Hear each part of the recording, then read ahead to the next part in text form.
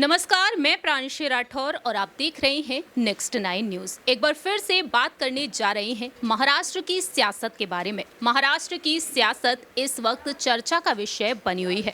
महाराष्ट्र में जो सियासी संकट देखने को मिल रहा है वह दिन पर दिन बढ़ता ही जा रहा है, गहराता ही जा रहा है। जहां एक तरफ शिवसेना दो गुटों में बटी हुई है और ऐसे में दोनों ही गुट किसी न किसी मुद्दे को लेकर एक दूसरे पर आरोप प्रत्यारोप लगाते हुए दिखाई दे रहे हैं। लेकिन इसी बीच कई बड़े ऐलान भी किए जा रहे हैं। जब से बीजेपी के समर्थन से शिवसेना के ही विधायक रहे एकनाथ शिंदे ने अपनी सरकार बनाई है। जैसा कि सभी जानते ही हैं कि एकनाथ शिंदे ने 39 विधायकों के साथ बगावत की उद्धव ठाकरे के साथ, और अब उद्धव ठाकरे कड़ी चुनौतियों का सामना कर रहे हैं। शिवसेना के चुनाव चिन्ह को बचाए रखने के लिए वह तमाम कोशिशें करते हुए दिखाई दे रहे हैं। सुप्रीम कोर्ट तक पहुंचे वह 16 विधायकों की अयोग्यता को लेकर, वहीं दूसरी ही तरफ चुनाव आयोग तक भी पहुंच गए। चुनाव आयोग जल्द ही अपना फैसला सुनाएगा और 27 सितंबर के दिन अगली सुनवाई होनी है। लेकिन इसी बीच यहां पर तमाम सवाल खड़े हो रहे हैं। जब से महाराष्ट्र में ऐलान किया है उद्धव ने कि अगली बार एक बार फिर से सत्ता में शिवसेना की ही सरकार होगी,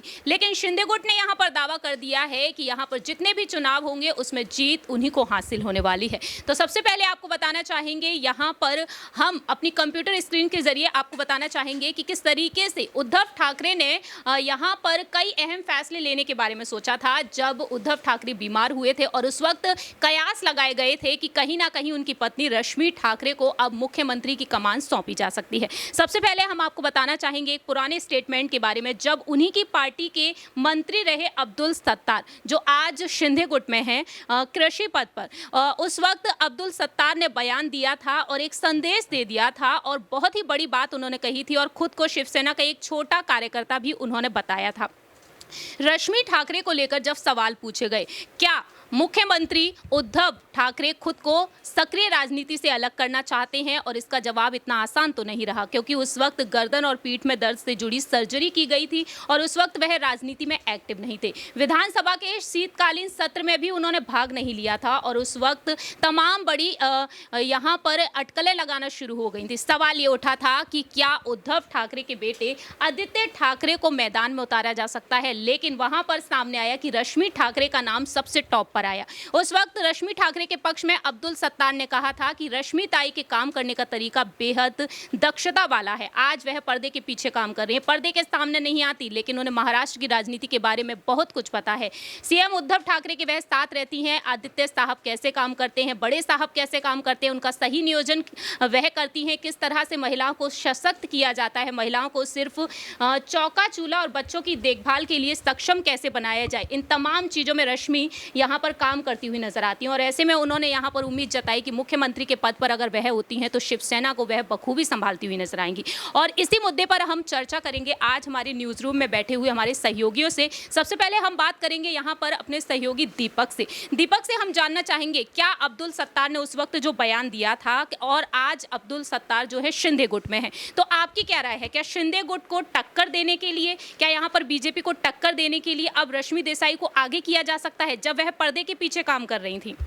देखिए, बात रश्मि ठाकरे की हो रही है तो शुरुआत से ही वो ठाकरे परिवार में जब से आई हैं तब से राजनीति में काफ़ी सक्रिय रही हैं। रश्मि ठाकरे ने शुरुआत से ही कई ऐसे फैसले लिए जिसमें आदित्य ठाकरे को सबसे कम उम्र का मुख्यमंत्री बनाने की बात हो या उद्धव ठाकरे को मुख्यमंत्री पद तक लाने की बात, क्योंकि विपक्ष आज भी ये कहता है कि अगर बाला साहब ठाकरे के घर नहीं जन्मे होते उद्धव ठाकरे तो किसी दुकान में फोटोग्राफर होते। ये बात करते नजर आते थे क्योंकि फोटोग्राफी उनका पैशन था, उसमें ही आगे बढ़ना चाहते थे।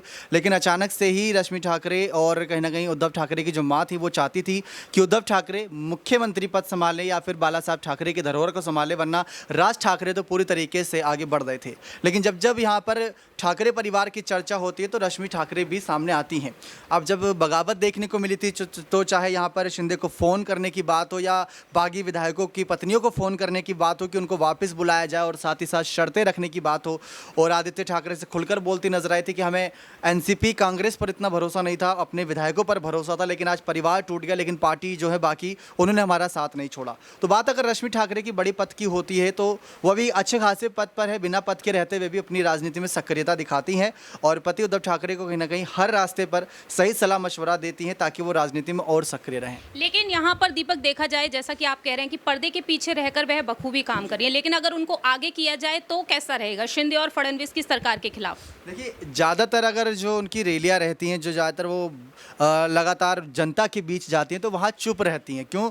उसके पीछे की वजह भी हो सकती है, क्योंकि उनके बयानों के कई मतलब निकाले जाते हैं। कई बार, एक बार तो उनकी तुलना राबड़ी देवी से कर दी थी, जो कि लालू प्रसाद यादव की पत्नी है। तो ऐसे बयानों से वो बचना चाहती हैं, इसी वजह से शायद रश्मि ठाकरे इतना सक्रिय न रहें। वरना भी ठाणे में एक रैली थी, उस 3-4 हफ्ते पहले की बात है, जब वो गई थी तो बिल्कुल चुप थी। बोलने के लिए बहुत कुछ था, करने के लिए, कहने के लिए बहुत कुछ था, लेकिन कुछ कहा नहीं, कुछ और ज़्यादा किसी की सुनी नहीं। बस रैली में गई, उसका हिस्सा बनी और वापस आ गई, किसी पर कोई बयानबाजी नहीं करी। लेकिन अगर रश्मि ठाकरे अगर सही मायने में पूरी तरीके से अपने अलग अवतार में आ जाए तो इस समय ज़रूरत भी है, क्योंकि एक साथ एक पार्टी जिसमें 55 विधायक थे, उसमें से 39 विधायक चले गए, नगर सेवक चले गए, सांसद चले गए और आप 12-13 बच रहे हो, तो उसमें हर किसी की भूमिका अहम हो जाती है, चाहे वो महिला हो, बुजुर्ग हो या आदित्य ठाकरे जैसा युवा।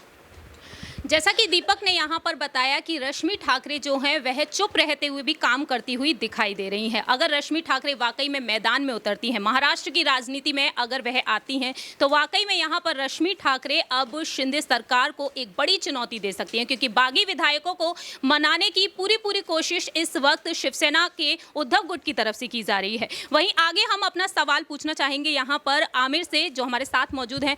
आमिर जी, आप क्या कहना चाहेंगे? महाराष्ट्र में इस वक्त देखने को मिल रहा है कि दशहरा रैली को लेकर सियासत तेज हो चुकी है और बीएमसी ने यहां पर एकनाथ शिंदे के पक्ष में अपना फैसला सुनाया है, उद्धव गुट के पक्ष में यह फैसला नहीं सुनाया गया है। तो ऐसे में आप क्या कहना चाहेंगे यहां पर?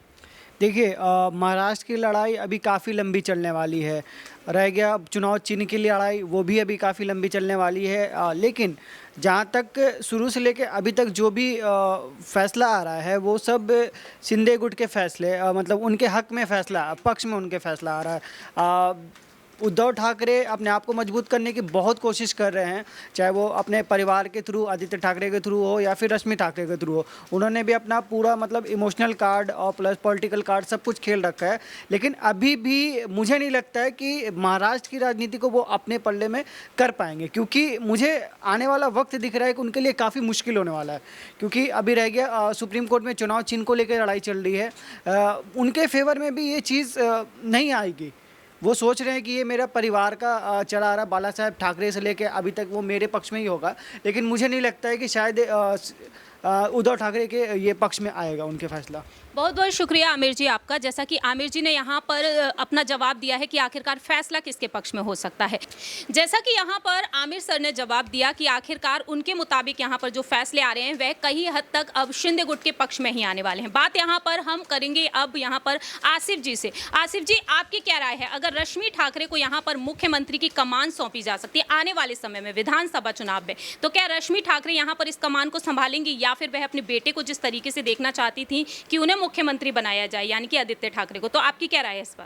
देखिए, मुझे नहीं लगता कि अभी रश्मि ठाकरे के बारे में बात करना बेहतर जो है अपने आप में होगा, क्योंकि हमारा आप जानते हैं कि अभी बीएमसी चुनाव है, उस पर जो है तवज्जो देने की ज़रूरत है, उस पर पार्टी नेता काम कर रहे हैं।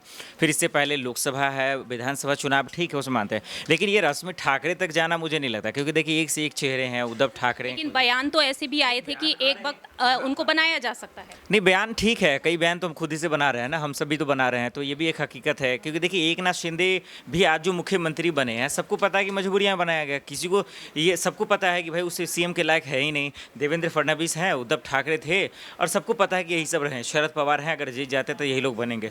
लेकिन इस बीच में आदित्य ठाकरे का नाम लाना, इनका नाम लाना, मुझे लगता है कि हम लोग सिर्फ कयासों पे कह सकते हैं, लेकिन मुझे नहीं लगता कि तो आपके मुताबिक यहाँ पर विपक्ष की तरफ से कौन दावेदार हो सकता है आने वाले विधानसभा चुनाव? देखिए, ये तो जनता फैसला करेगी ना, ये पार्टी फैसला करेगी। ये आपके मुताबिक यहाँ पर पार्टी की तरफ से देखा जाए तो कौन सा चेहरा आगे आ सकता है? ठीक है, नहीं देखिए, ये मैं फैसला कर ही नहीं सकता हूँ, क्योंकि ये जनता का हक है, ये जनता की जिम्मेदारी है। लोकतंत्र की यही खूबसूरती है कि जनता इसका फैसला करे। मेरा काम यही है कि हाँ, अब आंकड़ों के हिसाब से लोग किसकी लोकप्रियता है ये बताने का काम है। तो देखना होगा कि चुनाव में आखिर किसके हक में फैसला आता है, किसको चुनते हैं। बहुत बहुत शुक्रिया आसिफ जी आपका। जैसा कि यहाँ पर न्यूज़ रूम में हमारे सहयोगी ने तमाम तरीके से अपनी अपनी ओपिनियन रखी है, महाराष्ट्र की राजनीति के बारे में बताया है। फिलहाल देखा जाए रश्मि ठाकरे को लेकर इस वक्त यहाँ पर तमाम कयास लगाए जा रहे हैं। बागी विधायकों को वह मनाने की पूरी कोशिश कर रही हैं और अक्टूबर के महीने में बीएमसी चुनाव होने वाले हैं। ऐसे में रश्मि ठाकरे बीएमसी चुनाव में क्या कुछ यहाँ पर महत्वपूर्ण जिम्मेदारी निभाती हैं, ये वक्त के साथ पता चलेगा। लेकिन जाने से पहले आपको बता दें, मुखपत्र सामना से संपादकीय पद से उन्हें हटा दिया गया है और एक बार फिर से उद्धव ठाकरे उस पद को संभाल रहे हैं। ऐसे में रश्मि ठाकरे को अब कौन सी बड़ी जिम्मेदारी सौंपी जाएगी, ये वक्त के साथ ही पता चलेगा। लेकिन आपकी क्या राय है, ये आप बता सकते हैं कमेंट सेक्शन में। तब तक के लिए आप देखते रहिए Next 9 न्यूज़।